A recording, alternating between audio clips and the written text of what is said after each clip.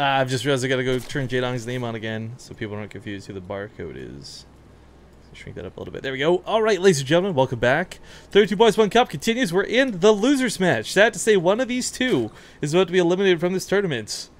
Now, one of these guys knew there was the losers match and the other didn't, so maybe Jaedong's a little bit better prepared for it. But before we do the intros again, big shoutouts and thank you to, of course, Proxy.gg, to CM Storm, and Cheers for Gaming for sponsoring this great event. Spawning in the bottom left corner of the map. He's a barcode. Scan him at Walmart. Beep, beep, beep. It's Evil Genius's Jaedong. Never writes as the Blue Protoss. It's Samsung Galaxy's Stork. I guess the alternative would be like, he's a stack of dominoes. Can Stork knock him down? It's Jaedong. But, alright, so Stork, for those who don't know, I guess was a little bit confused on the format. I tried to explain it was like GSLs, groups, WCS, I guess none of that registered right away. So, he came into this thinking he had lost the last series. My concern is some players do get a little emotional, a little bit sad, and it can certainly affect gameplay. We've seen it happen before firsthand. So I'm hoping that Stork actually is perhaps a little bit happier realizing he's got this second chance, that he had this extra life he wasn't aware of, and that he didn't just get 2-0'd out of a tournament right away. That's my fingers crossed, at least. He did also express a little bit of concern that he didn't practice enough for this. I mean, he could have just been, you know, in the moment, sad, upset, whatever. But, man, I'm really glad that we got these guys to play in the first place. Like, win or lose here, and it's gonna be sad because, let's be honest, everybody's pining for one of the 4 players in this group for sure. But if your guy loses, I mean, I can't express how happy I am that each of them chose to play in the first place. So actually, I'm not so sure people are really pining for departure. They might after they see him play, but like people probably went into this thinking he was definitely the underdog, as it were, versus I know the that was big me, man. names. But you know, now he's in the winners match, so he's looking pretty strong. I think that, you know, we could have brushed out the whole like Jaedong versus Stork thing, and okay, confirm they have played once. But that was a year ago in Pro League, and I think Jaedong actually won. I actually forgot to look at. And I swear they made him play like a show match or something at Home Story Cup. Like yeah, that was in Brood War. They played a Brood War show match. Oh, okay, okay. I was gonna say I remember them playing something. Maybe I was just like misremembering the game, I guess. But and Jaedong I think lost 2-1 in the Brood War, but that, you know, whatever. Well, here's the thing. This is gonna sound really negative, but I'm trying to use it as a positive here. These guys both got floored in their first matches. I mean, Parting just he brought the train out. He choo-chooed all over Jaedong, and Stork got a little bit we'll just call it 2-0'd by departure. I kind of feel like with the way those first games went, we're actually set up for a pretty good series here. Not to say like, okay, well, we got the bad versus the bad, but more just like these guys are in the same boat. They're both fighting for their lives. They both took a pretty devastating loss. Like, maybe that ignites the fire within, and we get a much better series as a consequence. I don't know. I just really hope that they do both look really strong, because that'd be so much more cooler than just like, oh my god, Jaedong versus Stork. Oh my god, finally StarCraft 2. You know, after that first game. Yeah. And then it's just like, you know, one rolls over the other. Well, Stargate coming up here for the opener Stork. Already seeing something much different. I actually really like Stargate play. Whether it's the Oracle, whether it's the Phoenix. I think this just lets you control the mid game more as a Protoss player, but whether it's through the scouting information you get out of the Oracle or the actual harass and the units you force out of the Phoenix, we'll see how he plays it out. I do note that the few times we've seen Stork in various Korean Cups and IEM qualifiers, he has been more favorable to the Oracle. But I would definitely love to see Phoenix here on this big map, force out the Colossus, get the Hydras, and I mean, use the terrain to your advantage. Again, this third base, easily abusable. With how early it was, oh, it's gonna be Phoenixes. There you go. The Lings can actually get in here. The Ling should. Okay, that was actually the Ling. They didn't get a probe. Yeah, he should have just run in with 2 Lings. That would have been so much better. Of course, with Phoenix opener, you're gonna find out. It's just like whether it happened, you know, 10 seconds later or 10 seconds before. I mean, classically speaking, we never see Jaedong be the guy to litter the map with Overlords. He's the last guy we're expecting to see 7 Overlords on the wrong side of the map with, right? So, for Stork's sake, I mean, he's going to get a couple of kills, and that's cool, but for Jaedong, at least it's not going to be, like, devastating damage. Phoenix is now finally revealed, but let's see what the response ends up being. We see the melee upgrades right now in the Lings. This is okay for now. Obviously, Phoenix just tend to be the most common thing to force out Hydralisks, but at the same time, if you're Jaedong, and you're really good with Ling Hydra like he is classically been, it's something that can just flood, and there's not enough Graviton Beam energy in the world. And the problem is when you do go for Phoenixes, your defense is a little bit shaky. It's why you have to be aggressive with the Phoenixes. They typically can't stop some sort of big all-in on their own. What's also nice about going Phoenixes for the Zerg players that it's usually a marker to go ahead and just drone, drone, drone.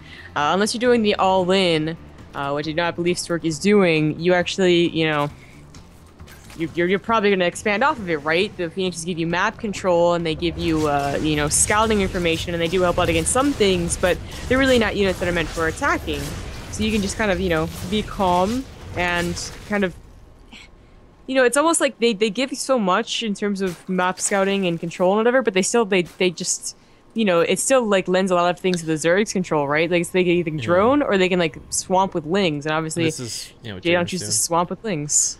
There's a couple of force fields available. This third base I don't think is going to go down, but the sentries have got to be careful because even though he did lose against Parting, he was pretty good at sniping off those sentries pretty quick, so we'll see how Stork conducts himself here. Goes for the surround on this. It actually forces out force fields one way or the other.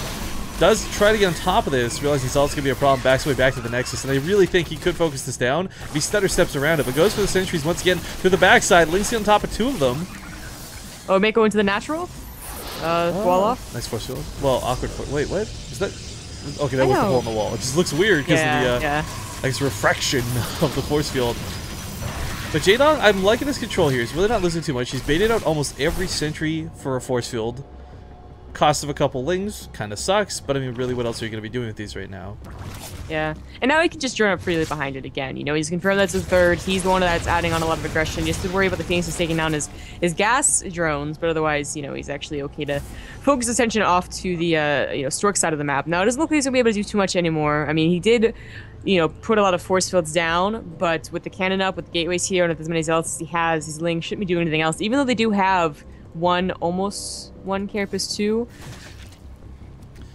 Well, the fast infestation pit really has me intrigued here to Jaedong. Once again, he's gonna get that Carapace upgrade, but you know, does he take the upgrades further? Or I mean, I doubt this is for the thought of 3-3.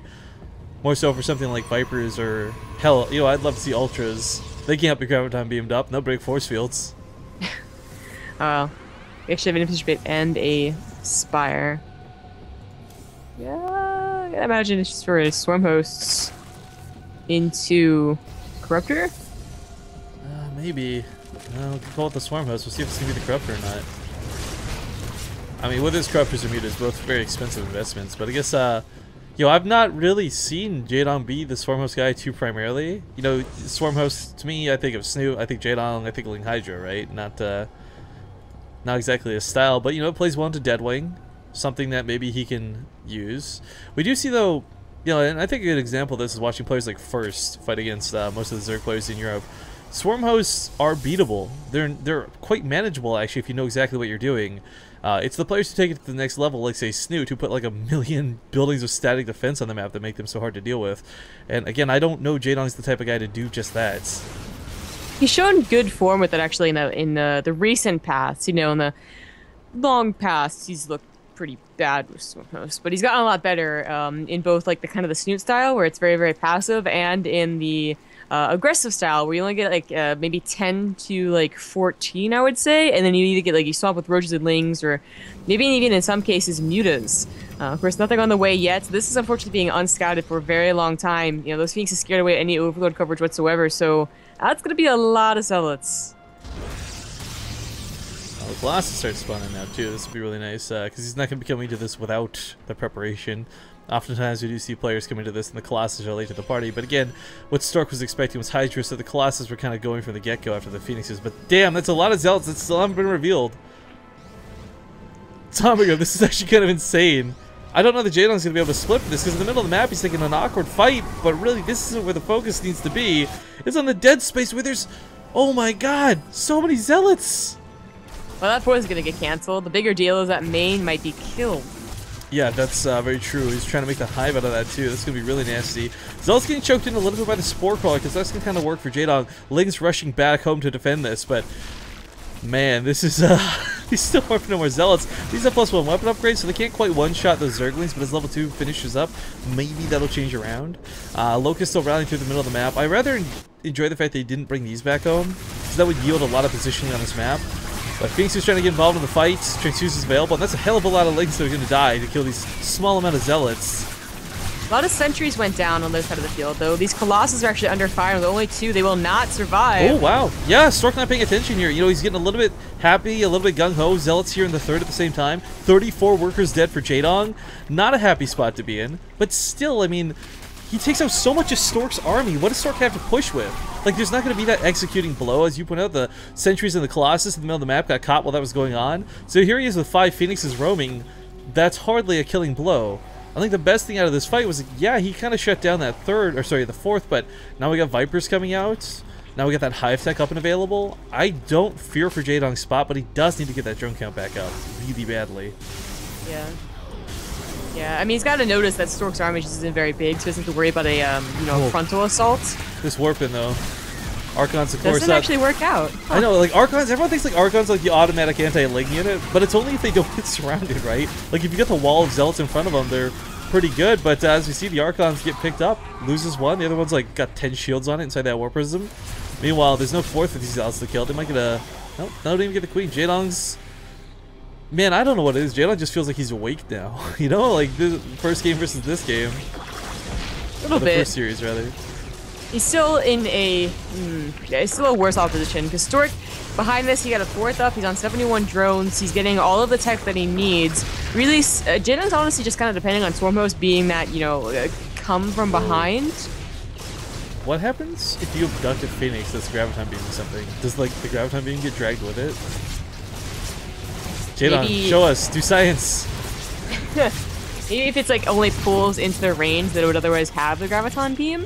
Yeah, I mean, I imagine it would just straight up cancel it, right? Like, that's just like cancel the effect or whatever. But okay, so the Vipers being out. Let's talk about this for a moment. There's gonna be Templar in play. You already knows this because of the Archons. So these aren't gonna be the freebie Vipers that tend to get a lot of free kills, but abducts are gonna be absolutely necessary.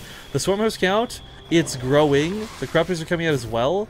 But one of the biggest problems is everything Jaedong's investing in right now is kind of like what you want off of a 4th base of economy. He's still only on like barely 60 drones. Like, still hasn't fully recovered from that initial attack. Some links are poised to ready go in, and he could kill his 3rd or 4th. Well, he doesn't see that the army's there. Now he sees the army's going across the map. Yeah, so we'll go for this. Cannon, nice round actually on the probes here. Of course, attack commanding doesn't quite cut it, but the probes actually get pushed out of the way, so maybe... Oh, big Zealot whipping it. Or is that the Phoenixes? Zealots and Phoenixes? Yeah, Zealots actually coming to the main. The attack goes off to the front. They do pull the right things. The Colossus get pulled in there. Yeah. Lucid Archons are kind of a cool idea. Oh, these are actually awkward. He actually saves that Colossus, I feel, pulling it away from the Locust, but never mind. Still dies to the recall. Main base is already taking a bit of damage here. The Archon's still going strong. The Corruptors, what can they really do, right? But back the hell away. Trying. Yeah, Jaedong, I mean... At this point, it's like, yo, put a Spore Collar down. No, like, stop letting these warpins happen. But he killed the War Prism. I guess, yeah. So he'll have that moment of relief. But you never know. You Stork could have invested in 2 or 3 more. But I think one of the things is, like, we see Stork playing this really standard style, right? Like, I mean, we saw Grubby actually play against Leenock in a very similar situation, very similar style.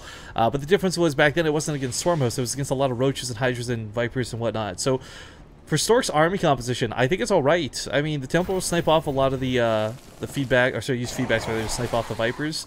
The Corruptors might be able to get on top of the Colossus, but if we're going to be completely honest, one thing I'm really waiting to see is, like, that Mothership needs to come into play. Even if it's a low amount of Swarm Hosts, like, seven Colossus are never going to be as effective as, like, 1 Mothership Core, granting cloak to an entire army.